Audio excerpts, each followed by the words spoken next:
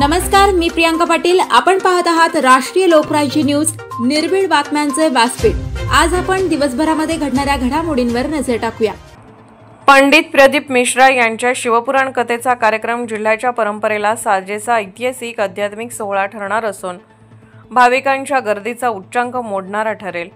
जलसंपदा तथा पालकमंत्री नामदार राधाकृष्ण विखे पाटील पंडित प्रदीप मिश्रा यांच्या शिवपुराण कथेचा कार्यक्रम जिल्ह्याच्या परंपरेला साजेसा ऐतिहासिक आध्यात्मिक सोहळा ठरणार असून भाविकांच्या गर्दीचा उच्चांक मोडणारा ठरेल, असा विश्वास जलसंपदा तथा पालकमंत्री नामदार राधाकृष्ण विखे पाटील यांनी व्यक्त केलाय। अस्तगाव येथे 75 एकराच्या भव्य मैदानावर रविवारपासून पंडित प्रदीप मिश्रा यांच्या शिवपुराण कथेचे आयोजन करण्यात आले आहे।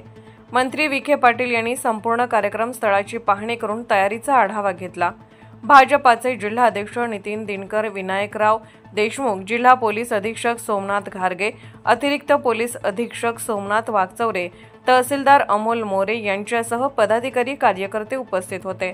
माध्यमांशी बोलताना मंत्री विखे पाटील म्हणाले की पंडित प्रदीप मिश्रा यांची आध्यात्मिक क्षेत्रात मोठा नावलौकिक आहे। त्यांच्या सुश्राव्य वाणीतून शिवपुराण ऐकण्याची संधी जिल्ह्यातील भाविकांना प्रथमच मिळते आहे। आजपर्यंत ज्या ठिकाणी त्यांच्या कथेचे आयोजन झाले त्यापेक्षाही मोठा उच्चांक ठरेल असे नियोजन जनसेवा फाउंडेशनच्या माध्यमातून करण्यात आले आहे। कार्यक्रम स्थळावर 3 भव्य मंडप उभारण्यात आले असून मुख्य मंडपात 1 लाखाहून अधिक भाविक बसू शकतील। तसेच अन्य 2 मंडपातही त्याच पद्धतीने नियोजन करण्यात आले असल्याचे त्यांनी सांगितले। 100 बचत गटांना त्यांच्या उत्पादनाची विक्री करण्यासाठी स्टॉल देण्यात आले असून स्वयंसेवक म्हणून नोंदणी केलेल्या भाविकांच्या निवासाची तसेच भोजनाची स्वतंत्र व्यवस्था करण्यात आली असल्याचे विखे पाटील म्हणाले।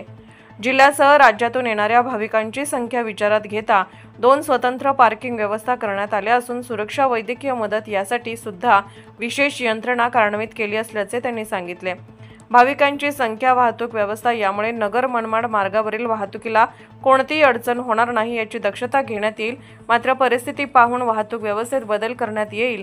एवढ्या मोठ्या नियोजनात थोड्या त्रुटी राहण्याची शक्यता आहे। मात्र येणारे भाविक, स्थानिक व्यावसायिक आणि नागरिक या सर्वांनी शिर्डीच्या आध्यात्मिक भूमीत होत असलेला सोहळा आपल्या परिवारातील आहे असे समजून सहकार्य करण्याचे आवाहन मंत्री विखे पाटील यांनी केले आहे।